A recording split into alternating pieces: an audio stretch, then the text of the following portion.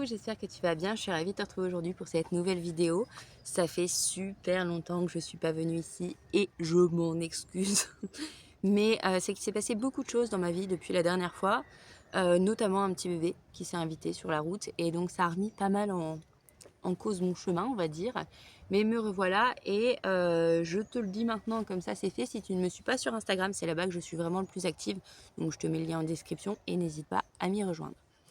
J'étais partie à la base pour faire une vidéo sur les faux prophètes et on en avait parlé sur Instagram en fait il y a quelques jours, mais là ça me semble pas vraiment juste de faire ça. Donc je crois que je vais totalement vriller et partir sur autre chose et c'est pas grave. Peut-être que ce sujet des faux prophètes me sera guidé et sera amené dans la conversation à un moment donné. Mais du coup je vais te faire une petite guidance d'octobre comme ça en mode freestyle. J'ai pas mes cartes, j'ai rien du tout, mais je mets moi-même et normalement ça suffit. Pour le mois d'octobre, on sent qu'il y a vraiment déjà un besoin de ralentissement. Mais ça, c'est juste totalement normal et physiologique. L'automne s'installe de plus en plus et il va falloir ralentir. Ça, c'est général. On va devoir vraiment rentrer dans notre intériorité. C'est le temps de l'introspection et de vraiment se reconnecter à sa lumière intérieure. Tout est en nous en permanence. Et ça, c'est quelque chose qu'on me répète énormément en ce moment. En plus de le diable se cache dans les détails et attention faux prophète. La lumière est en nous et c'est en nous qu'on doit chercher les réponses. C'est bien parfois de se faire aider par des thérapeutes, je suis la première convaincue. Mais c'est vrai que des fois, on passe notre temps à combattre notre mental et à chercher en l'extérieur quelque chose qu'en fait, on a d'accessible très facilement en nous si on prend le temps de se poser et de se faire confiance. Donc je pense que le premier conseil pour ce mois d'octobre, du coup, ce serait d'essayer de se reconnecter à sa confiance en soi et en sa lumière intérieure. On peut se faire aider pour ça, mais du coup, c'est pour ça et pas pour avoir des réponses extérieures qui feraient le travail à notre place quelque part. Il y a un appel à faire le travail pour soi, à vraiment se reconnecter soit à sa puissance et à son intériorité. Pour ça, je vous conseille grandement de travailler sur l'hygiène de vie. Par l'alimentation déjà, hein, parce qu'on me demande des fois comment se reconnecter à son instinct et je pense que c'est un des pas essentiels à faire. On passe notre vie à se nourrir d'additifs, de choses vraiment trop cool qui malheureusement influencent notre énergie et nous détournent un peu d'elle. Par exemple, il y a des centaines d'années, si je peux dire, je suis même pas sûre que ce soit si vieux, on mangeait de manière plutôt saine et si notre corps avait besoin de fer, eh bien, on avait envie de manger, je sais pas, du boudin. Si on avait besoin de vitamine C, on avait envie de manger une orange. Aujourd'hui, avec tous ces additifs, des fois les besoins sont un peu cachés et on va avoir besoin de certains minéraux et on va avoir envie d'un truc rien à voir parce que notre corps aura associé, aura fait des associations un peu bizarres. Par exemple, je vais avoir besoin de fer, donc de viande rouge, entre autres. Pour les végétariens, je sais qu'il y a d'autres solutions, c'est pas le problème. Mais donc du coup, je vais avoir besoin d'un McDo, ce qui est un steak, dans le McDo. Mais en vrai, j'ai pas besoin du McDo. J'ai besoin de fer. Donc c'est quelque chose d'important pour vraiment se purifier et pour pouvoir se reconnecter à soi, en fait. Parce que ça nous détourne de nous. Et puis à ce côté aussi, se reconnecter au corps par l'activité physique. Alors je suis la première à tiquer quand il s'agit de ça. J'ai détourné ce sujet pendant 30 ans de ma vie, mais ça y est, je m'y suis mise. Maintenant, je fais du yoga depuis quelques temps maintenant.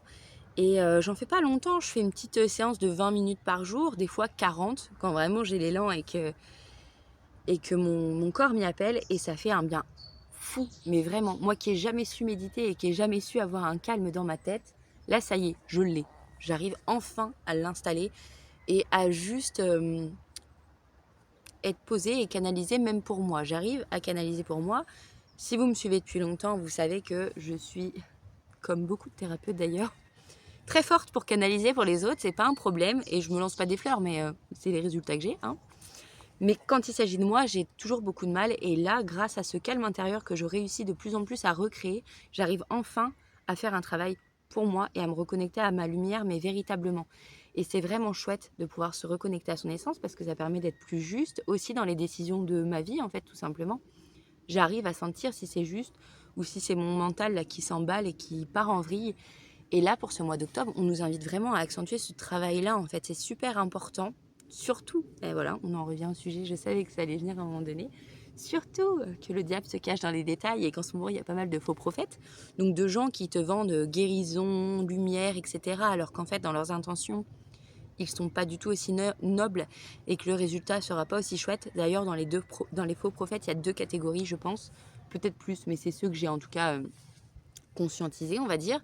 Il y a ceux, premièrement, qui sont vraiment, pour le coup, des personnes qui ont des intentions qui ne sont pas chouettes du tout et qui vont pas avoir de scrupules à t'arnaquer, à mentir, à te vendre des choses qui sont pas justes et qui donc du coup sont dans leur propre intérêt, dans leur propre ego et pas du tout dans l'amour et la lumière. Et puis en deux, il y a ceux qui sont pas connectés à tes énergies et qui sont pas justes pour toi. Donc c'est pas forcément des faux prophètes, mais comme ils sont pas totalement dans la même vérité que toi, on va dire, ça risque de te faire plus de mal que de bien et de te détourner. C'est assez alambiqué, mais j'espère que tu me comprendras. Donc pour faire cette distinction, de toute façon, c'est toujours important de se connecter à soi, d'où le fait de travailler son instinct en fait. Et dans ce cas-là, il y a quelqu'un qui va te proposer quelque chose et là tu vas dire non, là je le sens pas, dans mon cœur, dans mon âme, ça sonne pas juste. Il y a une petite voix qui me dit là, n'y va pas, et donc j'y vais pas. Ou où tu le sens et tu y vas.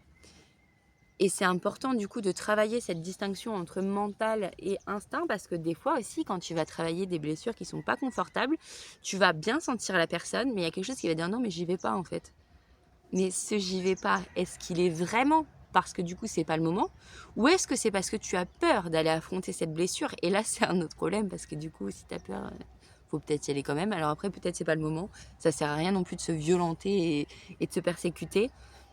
Mais d'où l'intérêt en fait de faire ce calme et de sentir ce qui est vraiment juste. Est-ce que tu sens vraiment? Est-ce que c'est vraiment le moment pour toi de le faire? Est-ce que c'est juste? Voilà, je crois que c'est mon mot pour ce mois d'octobre, ça va être la justesse. C'est un mot que j'utilise beaucoup en ce moment. Parce que de toute façon, on cherche tout le temps à l'extérieur des sauveurs, des personnes pour nous aider, pour nous accompagner, pour avoir la vérité. Mais la vérité, elle est en nous, la lumière, elle est en nous. On est des créatures de la source, donc la source coule en nous. Alors tu peux utiliser Dieu, ce que tu veux, hein. Moi je dis la source, comme ça c'est neutre et ça me parle bien. Euh, mais en fait, il s'agit de se reconnecter à cette lumière en nous pour être au plus près possible de notre vérité et de la justesse. C'est vraiment important de faire ce travail-là pour pouvoir incarner qui on est en fait. C'est important aussi de prendre en compte ces ombres parce que certes on est la source et on est lumière, mais la lumière ne sait exister sans l'ombre. On a nos blessures, on a nos défauts, on a nos mauvais comportements et le but c'est pas de se flageller et d'essayer d'être dans la perfection permanente parce qu'en fait ça sert à rien, c'est contre-productif parce que du coup tu vas culpabiliser, tu vas te flageller et ça va pas du tout être productif. Le but ce serait plutôt du coup quand tu as un mauvais comportement et que tu le conscientises, que tu le vois, soit sur le coup, soit après, je sais pas, tu vas super mal parler à ton mari parce que t'es énervé. Ce qui serait juste, ce serait de se positionner après en se disant en fait pourquoi j'étais énervée, qu'est-ce qui m'a mis en colère vraiment, véritablement. Est-ce que c'est vraiment parce que, je sais pas moi, il a cassé un verre, exemple pourri mais c'est pas grave. Est-ce que je suis énervée contre lui parce qu'il a cassé un verre ou je suis énervée contre lui parce qu'en fait j'ai mal dormi cette nuit, je suis fatiguée, j'ai besoin d'avoir du temps, j'ose pas l'exprimer et il le voit pas. C'est 2 cheminements totalement différents. Et pour autant, il y a quand même peu de chances que ce soit vraiment le côté il a cassé un verre qui m'est énervé en fait parce que c'est un événement neutre qui normalement ne vient chercher aucune blessure chez nous, sauf si trauma et tout ça, mais dans ce cas-là, ça nous appartient. Donc qu'est-ce que me reflète le miroir dans mon mauvais comportement? Déjà, comment j'aurais pu agir différemment? Parce que là, du coup, inventer la situation, je sais pas. Je me suis énervée, j'ai crié, qu'est-ce que j'aurais pu faire autrement? Comment j'aurais pu exprimer mon mécontentement autrement? Et en fait, quelle était vraiment la source de cet énervement? Donc si c'était pas j'ai cassé le verre, mais je suis fatiguée, j'ai besoin de temps, j'ose pas l'exprimer, comment je peux l'exprimer? Comment je peux travailler ma confiance en moi, mon alignement, pour que j'ose exprimer mes besoins et que je puisse m'offrir cet espace en fait? Est-ce que je m'offre suffisamment d'espace? Est-ce que je m'autorise de vivre? Est-ce que je m'autorise à avoir des besoins? Est-ce que je m'écoute suffisamment? Parfois, il y a aussi le côté chez le conjoint qui réveille ou chez des proches de lui, il s'écoute, moi, je m'écoute pas. Donc, cette personne est égoïste, alors qu'en fait, Il peut y avoir un côté de vrai, hein, ça j'en sais rien, c'est vous qui verrez dans votre situation. Mais souvent, il y a aussi le côté de non, c'est moi qui m'autorise pas. Et je reproche à l'autre de s'autoriser ce que moi je m'autorise pas. Mais le positionnement, il est toujours pas bon parce que du coup, on n'évolue pas avec ce positionnement-là. C'est important du coup de, encore une fois, de rentrer en intériorité. Ça peut aussi passer par l'écriture, la méditation. Ça, c'est à vous de trouver la façon de faire qui vous parlera. Mais c'est en se posant et en réfléchissant comme ça qu'on va s'améliorer, qu'on va pouvoir avancer et vraiment s'offrir ce dont on a vraiment besoin en fait et être plus juste. Donc c'est vraiment les infos là qui me viennent en puissance pour ce mois d'octobre, ce côté d'intériorité, reconnecter à sa lumière, s'écouter, se laisser de la place, s'autoriser à vivre, s'autoriser à être, apprendre à se connaître aussi. Ça passe, comme je le disais, par cette bataille avec le mari. C'est essayer de voir dans les relations, dans les choses qui nous arrivent, le miroir. Où se situe le miroir et qu'est-ce que ce miroir me renvoie pour pouvoir justement avancer dans cet apprentissage de soi et dans cette quête de lumière. Et qu'est-ce que c'est la lumière au final? C'est l'amour et le bien-être. On ne cherche pas à devenir des dieux, des perfections, des dieux incarnés, parce que ça, c'est pas possible, c'est pas juste, on n'est pas incarné sur Terre pour ça. On cherche à trouver cet espace d'équilibre où on est dans la justesse, où on est libre d'être soi-même sans être désolé de l'être, sans avoir peur de l'être, et en étant juste bien, juste nous, alignés à nos envies, à nos aspirations et à ce pourquoi on est fait en fait. Et dans cet espace du coup d'épanouissement, de bien-être, et dans cet amour qu'on s'offre, c'est pas pour autant que ça devient un monde de bisounours et de paillettes. Il y a toujours des événements extérieurs qui vont venir nous chiffonner, qui vont venir nous gonfler un petit peu ou beaucoup en fonction de ce qui se passe. Mais en fait, on saura prendre un recul nécessaire pour pouvoir le vivre, s'accorder l'espace de le vivre. Et c'est toujours cette quête d'équilibre en fait. Ce truc de pouvoir se dire à un moment donné, ok, il se passe ça, mais c'est pas encore Dieu qui s'acharne sur moi, parce que Dieu il s'acharne sur personne en fait. La source est neutre, selon moi. C'est un truc négatif, il y a peut-être des causes, mais c'est pas le monde qui est tourné contre moi. Si un tel a fait ça, ça réveille un truc chez moi, mais ça veut pas dire que c'est cette personne-là qui a fait quelque chose de mal. Ça veut dire que moi, j'ai ressenti quelque chose de négatif, mais pourquoi? Ça peut être aussi quelqu'un qui fait du mal, ça existe, mais je pense que vous voyez la distinction dans ce que je veux dire. Et donc, c'est important, en fait, de se repositionner, de se remettre dans cet état de distinction entre les deux. Et donc, voilà, c'est vraiment l'objectif du mois d'octobre. On peut avoir beaucoup de signes aussi des défunts. De toute façon, octobre, on le sait, octobre-novembre, c'est un peu le mois des capacités un peu médiumniques. Vous pouvez recevoir des messages et on vous invite à les écouter. Si vous voyez des signes, non, vous n'êtes pas fou. Ça existe. Faites-vous confiance et voyez encore une fois ce qui résonne juste en vous. Prenez les messages, accueillez-les, recevez-les et soyez dans la gratitude en fait de ce qu'on vous envoie. Il va y avoir des deuils, que ce soit par des relations qui s'arrêtent ou juste des pages qui se tournent. Mais en fait, c'est essentiel. Et là aussi, remerciez et soyez dans la gratitude parce qu'en fait, c'est un cadeau du ciel. C'est juste une opportunité d'apprendre et de grandir. Quand il y a une page qui se tourne, c'est que ça ne nous correspondait pas. Et même si, évidemment, ça fait mal et évidemment, il faut prendre le temps de faire son deuil. Il ne faut pas mettre un couvercle dessus en mode non, mais si ça arrive, c'est que Dieu trouve ça cool. Donc on met un couvercle et on attend de voir si ça explose. Ça explosera, donc cherchez pas. Vivez vos émotions, accueillez-les. Mais une fois que cette première phase du deuil est faite, essayez de voir la bénédiction cachée derrière. Qu'est-ce que ça vous permet de comprendre, de voir, de vivre aussi? Parce que je l'ai vu moi-même dans ma vie il y a maintenant 3 ans. Quand j'ai quitté la maison que je voulais acheter, ça a été un deuil épouvantable pour moi de quitter cette maison. Mais sans ça, j'aurais pas reconnecté à un de mes rêves d'enfant. Je ne serais pas là aujourd'hui en plein milieu d'une orangerie en Espagne. J'aurais peut-être pas eu mon petit 5e. Il y a plein de choses qui se seraient pas passées. Et ça a été vraiment une épreuve très difficile pour moi dans ma vie parce que je m'étais accrochée en fait à cette maison. Mais merci. Merci la vie de m'avoir forcée à ça. Parce que ce qui m'attendait derrière, c'était tellement plus grand et tellement plus beau que y a pas de problème. Si je devais la quitter, je la quitterais en fait. Et il y a vraiment ce côté-là, en fait, de voir les bénédictions en tout et d'essayer de comprendre ce que la vie nous amène. Il n'y a pas de...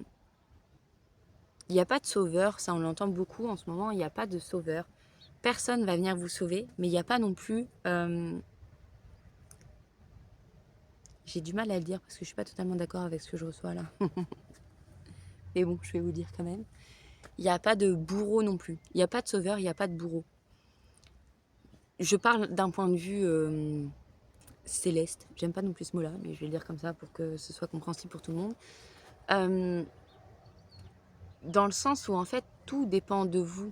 Si vous êtes dans une période de votre vie où il y a beaucoup de négatifs, qu'est-ce que vous avez à travailler et à libérer pour que ça s'arrête?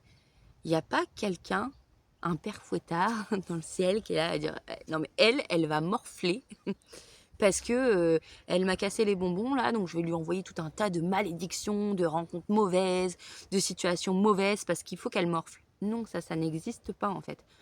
Si vous avez des événements négatifs qui viennent en boucle comme ça, c'est qu'il y a des choses à comprendre et ça part de vous. C'est difficile à entendre parce qu'on n'aime pas. Hein. Souvent, on n'est pas très à l'aise avec ça. On préfère accuser Dieu, le diable et compagnie, et même nos proches, etc., de ce qui nous arrive de mal plutôt que de se regarder dans un miroir. C'est plus facile, c'est plus confortable. Mais néanmoins, tout part de nous, en fait. Donc, s'il y a du négatif, peut-être à un moment donné, il faut essayer de se remettre en question et de voir ce qui se rejoue. Ça peut être aussi des blessures transgénérationnelles, du poids karmique, de vie intérieure, etc. Mais en tout cas, il y a un truc que sûrement vous voyez pas, que vous saisissez pas, et il est important en fait d'aller en soi pour trouver ce truc, pour que ça s'arrête, pour que ça cesse. Mais c'est pas être dans l'attente d'un sauveur ou dans la victimisation en fait qui vous sauvera. Je pense que c'est ça le fond du message du coup. Arrêtez d'attendre le sauveur, arrêtez d'attendre, arrêtez d'attendre le sauveur et arrêtez de vous victimiser. Parce que oui, des fois c'est pas juste. Et si sur l'instant on peut le dire, je vous dis ça, mais je suis pas une personne parfaite. Hein. Faut savoir que je suis une humaine et je fais plein d'erreurs. Et c'est ok, en fait, je le vis très bien.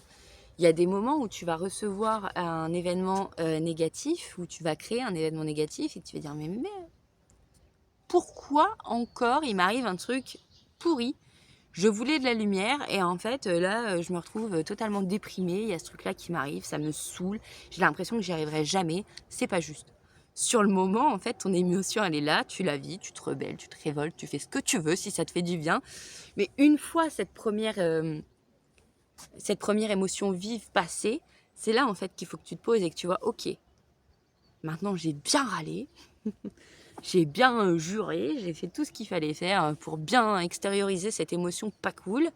Maintenant, pourquoi? Et qu'est-ce que je peux faire pour devenir maître de ma vie, de mon destin et pour faire évoluer la situation dans un bon sens? Et c'est ça la clé en fait. Beaucoup de gens passent à côté de cette clé et pourtant c'est la plus essentielle. Les réponses sont en nous. Qu'on fasse le chemin seul ou qu'on se fasse accompagner par des thérapeutes, tout est en nous. Et d'ailleurs, quand un thérapeute te parle, s'il te donne des clés, des choses, il faut que ça vibre avec toi et que ça te semble juste dans le fond de ton cœur, même si tu sais que c'est pénible. Hein. Je ne parle pas de ne pas écouter les conseils qui te cassent les bonbons parce que ton ego te dit que c'est saoulant. Je te parle de ce qui vibre juste dans ton cœur. Par exemple, ces derniers temps, j'ai un petit groupe de thérapeutes qui, si certains passent par là, ils vont se reconnaître, qui m'ont beaucoup parlé de méditer. Or, je suis quelqu'un dans mes énergies qui est assez on fire et méditer, j'y arrive depuis quelques jours, mais bon, c'est pas ma spécialité. Et donc, à chaque fois qu'ils me disaient, mais il faut méditer, les guides disent, il faut que tu médites, j'étais là en mode, mais il commence à me saouler, ça là. Je veux pas méditer, moi. Mais pour autant, dans mon cœur, ça semblait juste et je savais très bien qu'ils avaient raison, en fait. Donc, j'ai pris le temps d'accueillir, de voir comment je pourrais faire pour travailler ça, etc., etc. Mais on m'a déjà dit certaines informations qui, au moment qu'on me les disait, ça pouvait même parfois paraître tentant, mais il y a quelque chose qui me disait non, en fait, non, c'est pas moi, non, ça me correspond pas, non, je sais en fait que ça ne m'ira pas. Et si tu as ce ressenti-là dans ton cœur, n'y va pas en fait. C'est que c'est pas pour toi, c'est que c'est pas juste, tout simplement, c'est aussi simple que ça. Ton cœur, c'est donc suis-le. Voilà, c'est aussi simple que ça. Et c'est vraiment important Bah, d'apprendre à se connaître toujours. Voilà, la boucle qui tourne en boucle. Et je pense que je vais m'arrêter là parce que c'est le même message qui retourne en boucle et je vais pas passer ma journée à vous l'expliquer de manière différente. Si vous voulez en discuter, n'hésitez pas en commentaire à me dire ce que vous pensez de tout ça, où vous en êtes, vous, sur votre chemin. Comment même vous avancez sur ce chemin, ça m'intéresse de savoir. Si vous avez des sujets aussi que vous voulez que je creuse en vidéo, n'hésitez pas à me le dire. Mais en tout cas, du coup, octobre, introspection, méditation, on voit à l'intérieur ce qui est juste et on se reconnecte à son essence pour pouvoir renaître et rééclore en fait au printemps. C'est un peu ça. Octobre, on réveille les ombres pour pouvoir les accueillir, les accepter, les ouvrir et les travailler. En hiver, on va les transcender. On va vraiment commencer ce travail de libération et de régénération. C'est en 2 étapes. Je sens vraiment les 2 étapes un peu coupées. On transcende, on libère, ensuite, paf, on régénère. Et au printemps, on éclot, telle une belle fleur de lotus, un beau nénuphar sur sa mare. Je divague, mais j'ai vraiment cette image de fleur, ouais, comme un nénuphar qui s'ouvre et qui laisse naître sa lumière. Donc prenez soin de vous, courage dans cette période qui peut du coup remuer pas mal. Je vous fais plein de bisous et puis je vous retrouve très vite pour une nouvelle vidéo.